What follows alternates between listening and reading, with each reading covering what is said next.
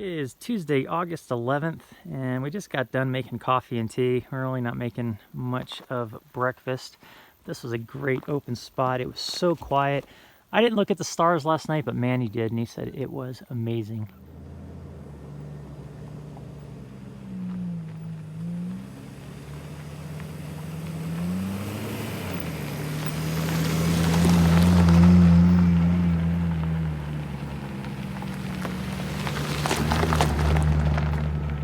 Heading out of camp, we have about 5 miles of a little bit of rough terrain like what's in front of me. Not too bad, but it is all downhill, and another couple of miles to get back on the main road. So since we aren't able to take the route that we need because there's no full-sized vehicles allowed, we have to go to the next connection point that we think we'll be able to take. And if not, we'll have to continue on paved road or find another route around it. So until we get there, we won't know. So for now, we'll just enjoy the view on the way down the mountain and see what lies ahead.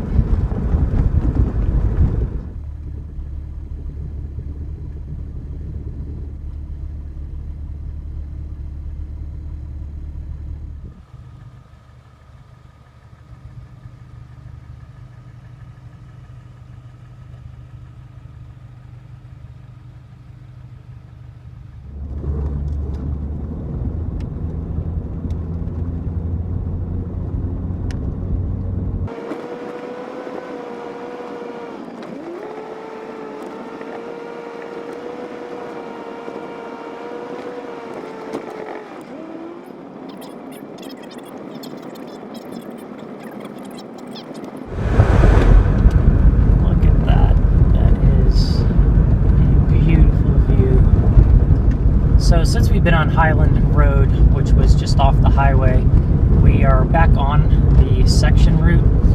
So it was just that one route that was not allowing full-size motor vehicles. And this is a really pretty area. Going up the one side of the mountain was pretty cool. It had some interesting terrain, but now that we're down on the other side, it is just opened up. And this area is really pretty.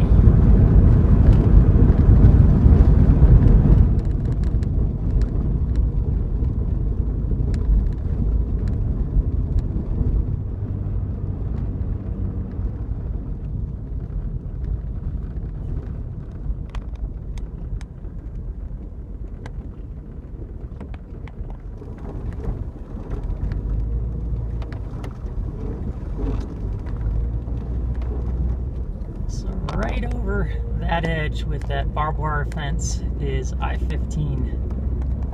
It looks like we follow this for a while. Check out this cool tunnel that we're coming up on. Still, this does not have a road name on my GPS. It just says non-maintained trail. But we get to go through part of the mountain.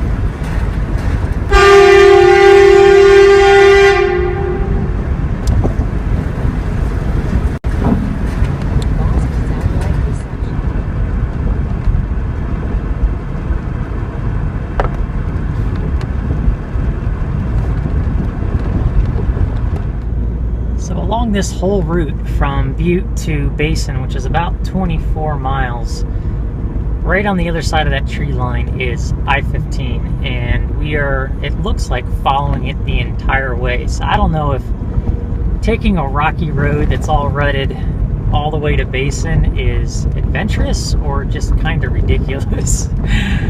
I mean, we're trying to avoid roads as much as possible, and up to this point most of them don't follow major roads, which is kind of the purpose of this trip. But in this case, is it better to crawl at 15 miles an hour through rocky terrain knowing that the highway is right there and we could have been there probably 20 minutes ago? So I don't know, leave your comments, tell us what you think. I mean, maybe the first time just to try the road is something, but if I ever came through here again, I am pretty sure I'd bypass this whole part and just take the highway.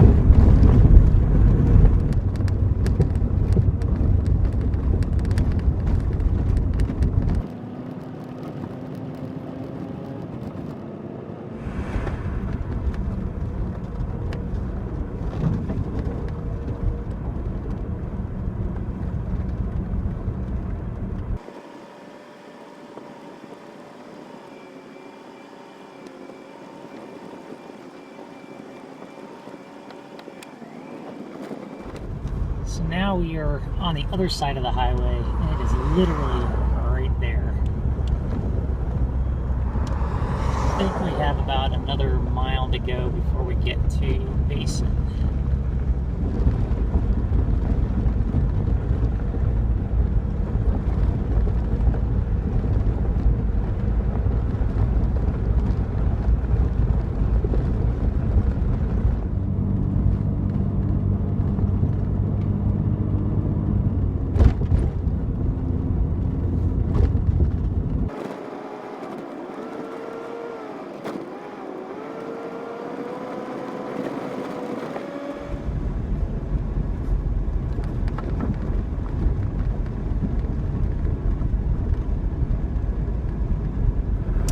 Alright, so we just came across another motorcycle trail that, unless you've got a heavy-duty motorcycle that can tackle some serious terrain, we're definitely not taking that road. So many roads that go on the left, but it looks a little sketchy.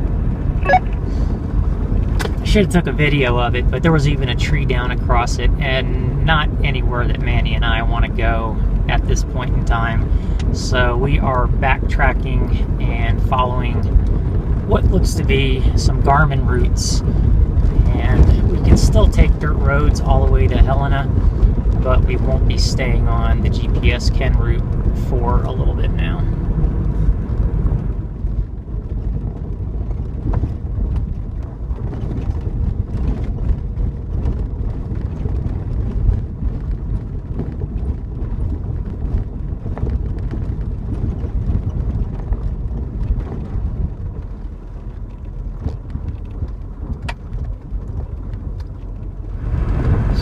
Actually not seen another vehicle since we started on this route.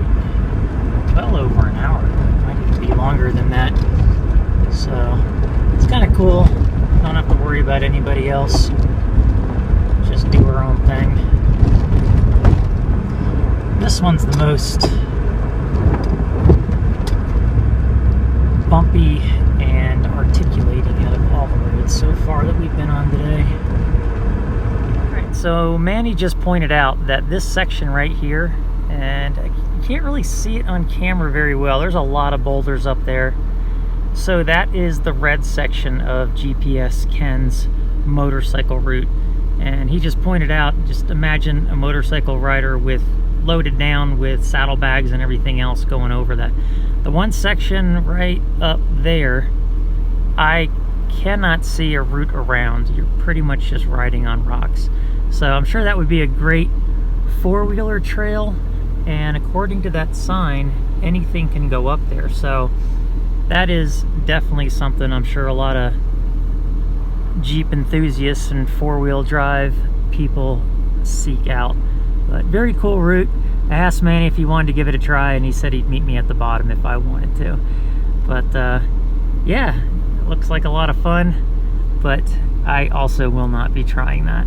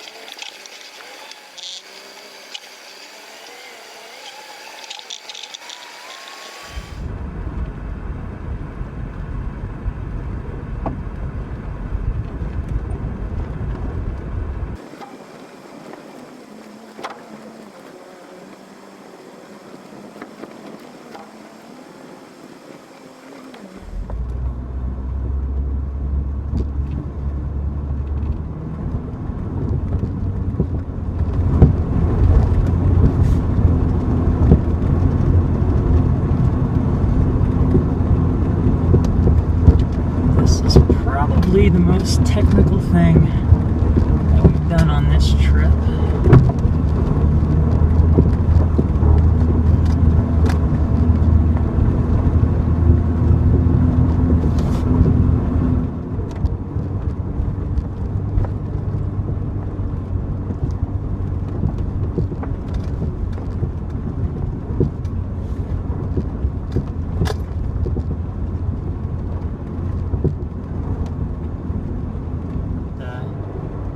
That I would imagine people would need to take a certain line on.